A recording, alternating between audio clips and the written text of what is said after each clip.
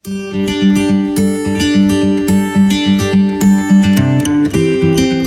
سر، میرا جو اگلا کوشچن تھا وہ یہ تھا کہ آپ کی اچیومنٹس وغیرہ، کیونکہ آپ ہمارے صرف حیدرآباد میں ہی نہیں ہوتے، آپ پورے پاکستان میں ٹریول کرتے ہیں، تو کس کس آرگنائزیشن سے آپ ایفیلیٹڈ ہیں، منسلک ہیں، اور کہاں کہاں اور کیا کیا ٹریننگ کرواتے ہیں، یہ تھوڑا سا ایک سیریز آپ جی، جیسے ہمارا ذکر ہوا کہ میں ڈائریکٹر اور ایک اس طرح یونیورسٹی تو ہوں، لیکن اس کے علاوہ میں انفیکٹ جو ہے وہ کارپوریٹ ٹرینر اور موٹیویشنل اسپیکر بھی ہوں۔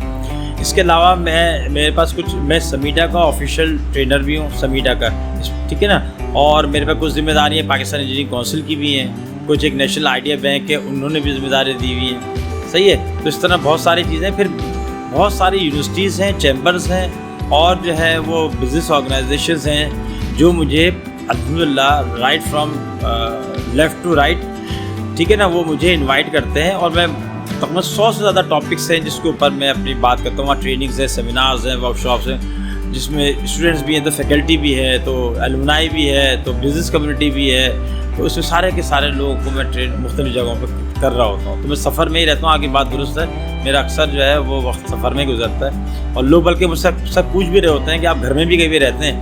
میں کہتا ہوں گھر میں زیادہ رہتا ہوں، لیکن گھر میں رہتا ہوں تو اس کی تصویریں نہیں آتی ہیں، لیکن باہر ہی رہتا ہوں، تو اس کو میں کر رہا ہوں۔ بہت ساری ذمہ داریاں اور سب نبھا رہے ہیں ماشاء اللہ، لازمت قوم نے اور ملک نے ہمارے اوپر انویسٹ کیے اتنے، تو اب جو اس قابل ہوئے ہیں تو ہم اس کو واپس لوٹا رہے ہیں۔ تو جیسے جیسے اللہ تعالیٰ نے ہمیں صلاحیت اور توفیق دے رکھی ہے، ویسے ویسے پھر ہم ان سیگمنٹس میں جا کے مختلف کام کرتے ہیں۔ کنسلٹنسی بھی کرتا ہوں میں، کیپیسٹی بلڈنگ بھی کرتا ہوں، ٹریننگس بھی دیتا ہوں، اسٹوڈنٹس کو بھی فائدہ ہوتا ہے کیونکہ تجربہ بھی ہے اور تعلیم بھی ہے، دونوں چیزیں۔ اچھا سر، کسی بھی جیسے آرگنائزیشن میں، پرائیویٹ انسٹیٹیوٹ کے اندر، ایجوکیشنل ہو گیا، پرائیویٹ آپ کہہ لیں، کوئی پرابلم سالونگ کمپنی ہو گئی، ان کے اسٹاف کو ٹریننگ دینا کیوں ضروری ہے؟ وجہ اس کی کیا ہے؟ امپورٹنس کیا ہے؟ کام تو وہ کر رہے ہیں، مطلب فرض کریں کوئی ایک کمپنی ہے، آئی ٹی کمپنی، ایک پرابلم تو سالونگ ہو رہی ہے، لیکن اس کو وہاں پہ رہنے کے لیے اس کو جنرل ایتھکس ہو گئی، یا کمیونیکیشن، ہیلدی کمیونیکیشن ہو گئی، یا تو یہ ٹریننگز کیوں ضروری ہیں؟ اچھا اگر نہ کروائیں تو آرگنائزیشن کا لیول کہاں ہوتا ہے؟ اور جو یہ ساری ایسی آرگنائزیشن سے جو ٹریننگ کرواتی ہیں، اپنے آرگنائزیشن کے اسٹاف کو اکوپ رکھتی ہیں، تو ان آرگنائزیشن کا لیول آپ کہاں دیکھتے ہیں؟ زبردست، یاد رکھیے training is a full time job. اچھا، ٹھیک ہے نا، یہ بھی آپشنل نہیں ہے اگر ادارے نے گرو کرنا ہے۔ میں چھوٹی سی مثال دیتا ہوں، پورا پاکستان جو ہے نا وہ دیکھتا ہے، ٹی وی پہ آ رہا ہوتا ہے کہ جناب 20، 21، 22 مارچ کو جو ہے نا وہ فلاں جو پریڈ گراؤنڈ ہے جناب، وہ 23 مارچ کی پریڈ کے لیے بند رہے گا۔ ہاں، اب میں یہاں پہ ٹریننگ کو ریہرسل کے ساتھ میچ کر رہا ہوں، کیوں رہے گا کہ جو ہماری 23 مارچ کی پریڈ ہو رہی ہے نا، اس کی ریہرسل ہوگی۔ یہ سارے ریہرسل وہ لوگ کر رہے ہوتے ہیں جو بڑے پروفیشنلی ساؤنڈ ہوتے ہیں، جن کی عمریں آدھی جوانیاں گزر چکی ہوتی ہیں اس کے اندر پریڈ کرتے ہوئے اور اپنے آپ کو اپڈیٹ کرتے ہوئے، جناب اسلحہ استعمال کرتے ہوئے، جہاز اڑاتے ہوئے۔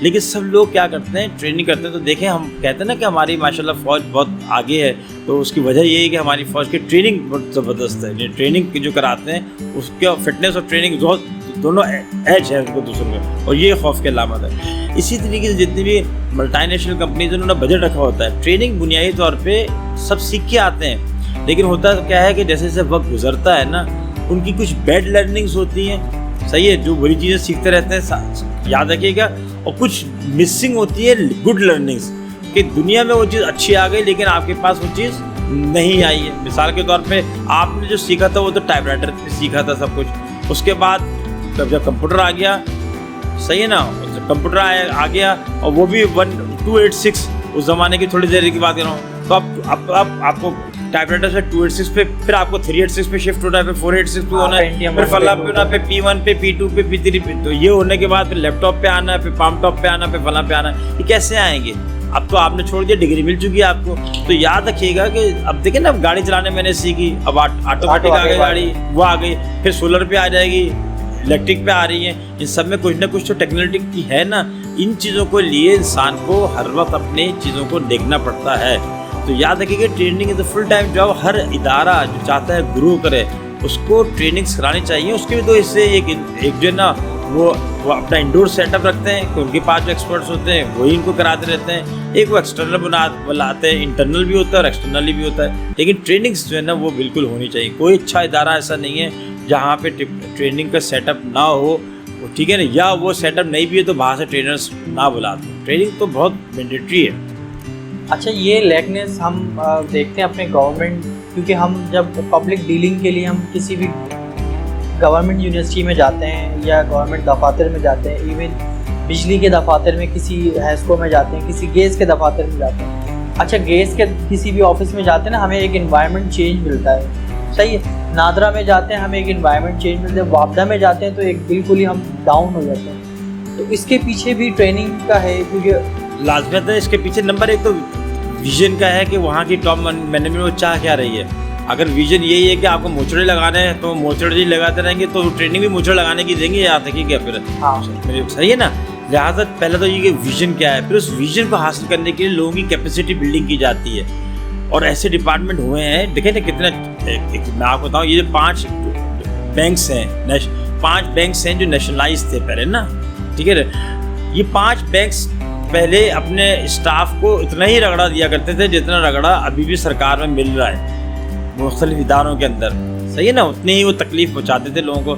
لیکن جب پرائیویٹ بینکس آئے تو یہی جو ہمارا national bank, Habib bank, united bank, allied bank اور مسلم کمرشل بینک وغیرہ جو بھی تھے, یہی بینکوں نے اپنے اسٹاف کی کیپیسٹی بلڈنگ کی. پہلے ویژن صحیح ہوا, ویژن جب صحیح ہوا تو اس کے بعد انہوں نے کیپیسٹی بلڈنگ کی, اور یہ ٹریننگ کے ذریعے ان کے ذہن بدلا, ان کا پورا ذہن بدلا کہ یہ کسٹمر ہیں, یہ کنگ ہیں, ہمارے پاس انہی کے اکاؤنٹ سے تنخواہ ہمیں ملتی ہے, انہی کی وجہ سے تنخواہ ملتی ہے, ہمیں ان سے تمیز سے بات کرنی ہے. تو آج دیکھ لیں یہ بینکس جو ہیں کسی طرح سے پیچھے نہیں ہیں, بلکہ ان میں سے ایک آدھ بینک تو پاکستان میں ٹاپ کرتا ہے. صحیح. اچھا, ہم یہ کہہ سکتے ہیں کہ اس بات پہ کہ اگر کسی بھی چیز کو گرو کروانا ہے, فرض کریں تو اس کے بیچ کے اندر کمپٹیشن ڈال دیا جائے. کمپٹیشن کی کیا اہمیت ہے؟ کمپٹیشن کی اہمیت یہ ہے کہ وہ سیدھا رکھتا ہے چیزوں کو.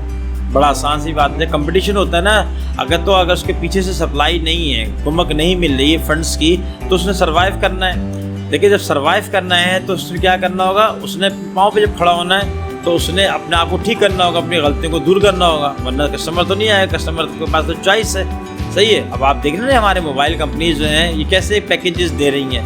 یہ پیکیجز پہلے جب صرف پی ٹی سیل ہوا کرتی تھی تو انکمنگ چارجز بھی لگتے تھے, تو کتنا سب کرتے تھے. مجھے اچھی طرح یاد ہے 79 میں میں نے لاہور سے فون کیا تھا تو 1 روپے 1 منٹ کی کال 40 روپے کی تھی. اس زمانے میں جب ڈالر میرے خیال میں 9 یا 10 روپے کا تھا. ٹھیک ہے, تو یہ یاد رکھیے گا. پھر اسی طریقے سے کمپٹیشن نہیں تھا تو شروع میں موبائل جو بھی کوئی آیا تھا, میں نام نہیں لے رہا, تو اس کی انکمنگ بھی تھی, آؤٹ گوئنگ بھی تھی. 100 روپے سے زیادہ کی جتنا آؤٹ گوئنگ تھی, اور 56-57 روپیز غالباً.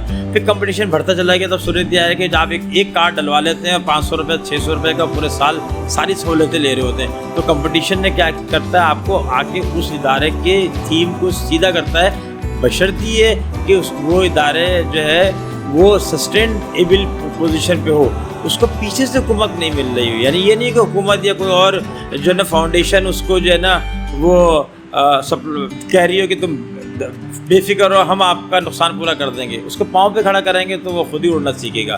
پرندے جو ہے یہی اسٹریٹجی بناتے ہیں کہ اپنے جب پرندوں کے بچے تھوڑے سے بڑے ہو جاتے ہیں تو ان کو وہ اپنے ساتھ لے کے چلتے ہیں. شروع میں خوف ہوتا ہے, پھر وہ آہستہ سے اڑنا شروع کر دیتے ہیں, ان کو اڑنا آ جاتا ہے.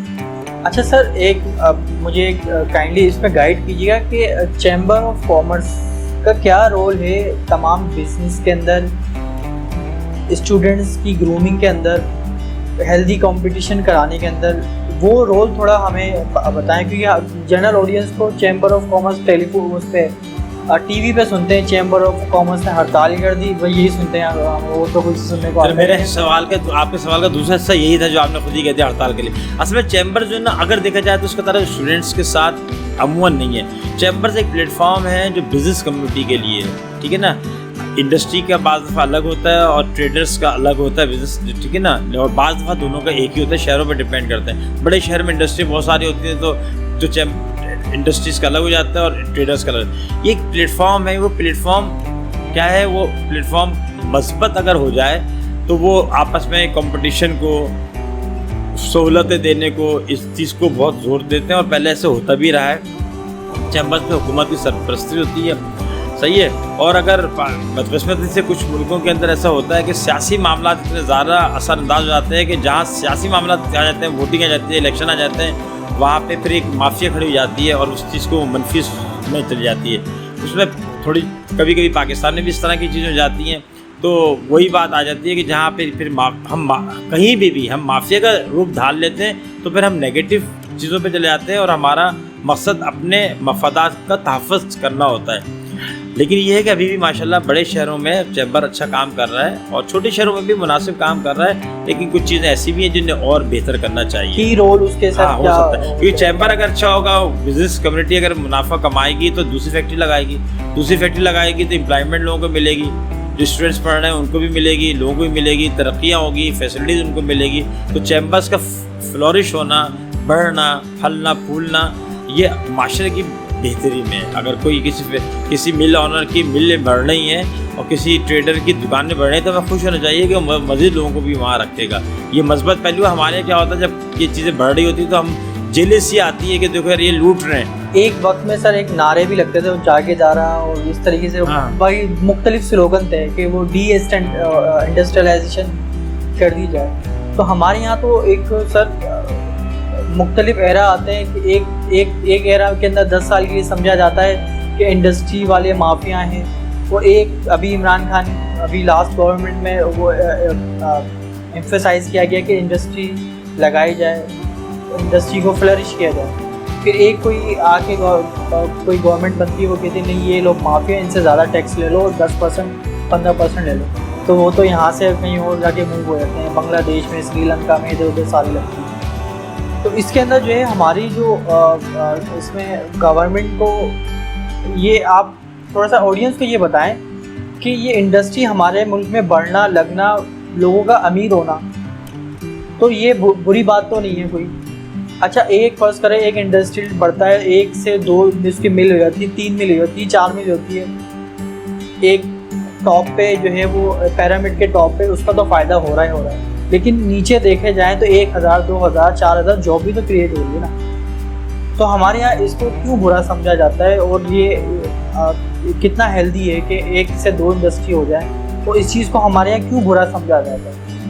وہ جیلسی ہے اس کے پیچھے. چلیں زبردست. ایسا آپ نے اس کا مسئلے کا خود ہی جواب پہلے والے حصے میں دے دیتے. جب آپ نے کہا نا کہ ہر 10 سال بعد ایک ایرا آتا ہے اور کبھی وہ چیز ایسے ہو جاتی ہے کبھی ایسے ہو جاتی ہے. اصل میں ہمارے ملک جو ہماری جو سسٹم ہے, ہماری جو گورننس ہے, اس کے اندر کنسسٹنسی آف پالیسی یہ تھیم ہے نہیں. ہمارے یہی ہو رہا ہے کہ ہر عرصے بعد جب حکومت ایک آتی ہے تو دوسری حکومت جو ہے نا وہ پرانی والی حکومت کو عموماً انڈو کر دیتی ہے. اس سے کیا ہوتا ہے کہ جس چیز کو اس نے پڑھایا تھا اور ہم پھر وہیں کے وہیں پہ جاتے ہیں, تو ہم ابھی تک بدقسمتی سے سانپ سیڑھی کھیل میں ہے کہ آپ سانپ نکلتے 99 کے اوپر آ کے پھر جو ہے نا وہ سانپ آتا ہے اور آپ کو نیچے لے کے چلا جاتا ہے ڈس کے. پھر ہمارے ساتھ ایسے ہوتا ہے, پھر پچھلی حکومت یہی کہہ رہی ہوتی ہے. یہ ہو گئی تو ایک بات. دوسری بات تو پھر کیا ہوتا ہے, اب آپ دیکھیں کہ جب یہ ایرا آتا ہے کہ آپ کہتے ہیں انڈسٹریلسٹ جو ہے نا وہ خدا نہ خاصہ لٹیرے ہیں, صحیح ہے, تو کیا ہوتا ہے کہ ان کے جو فالوورز ہیں فرض کریں 25%, وہ یہی سمجھتا ہے, تو ان کا مائنڈ سیٹ بن جاتا ہے کہ جو 1 سے 2 فیکٹری لگا رہا ہے وہ لوٹ رہا ہے عوام کو. ایک بات ہو گئی. تو وہ ہم پاکستان میں اس کو لوٹنا شروع کرتے ہیں. اچھا مزے کی بات یہ کہ وہی جو لوگ کہہ رہے ہیں کہ انڈسٹریلسٹ لٹیرا ہے, اس کے کاروبار بڑھ رہے ہیں, وہ بل گیٹس کو ویلکم کر رہے ہوتے ہیں. وہاں وہ نہیں کہتے کہ امریکہ میں ایک آدمی جس کی ایک کمپنی تھی اس سے 2 ہوئی 2 4 ہوئی 6 ہوئی اور دنیا کا امیر ترین آدمی بن گیا, وہاں پہ وہ کوئی نہیں کہہ رہا کہ بلکہ وہ چھوٹی چھوٹی کمپنی کو مرج کرتے جا رہے ہیں. اسی طریقے سے انڈیا کے اندر ابھی ہمیں پتہ ہے, ہمیں نام جان بوجھ کے نہیں رہتا کہ فلاں آدمی جو ہے اس کا اسٹیل کا کاروبار ہے, فلاں کا ہے, فلاں کا اتنا بڑا سب کچھ ہے.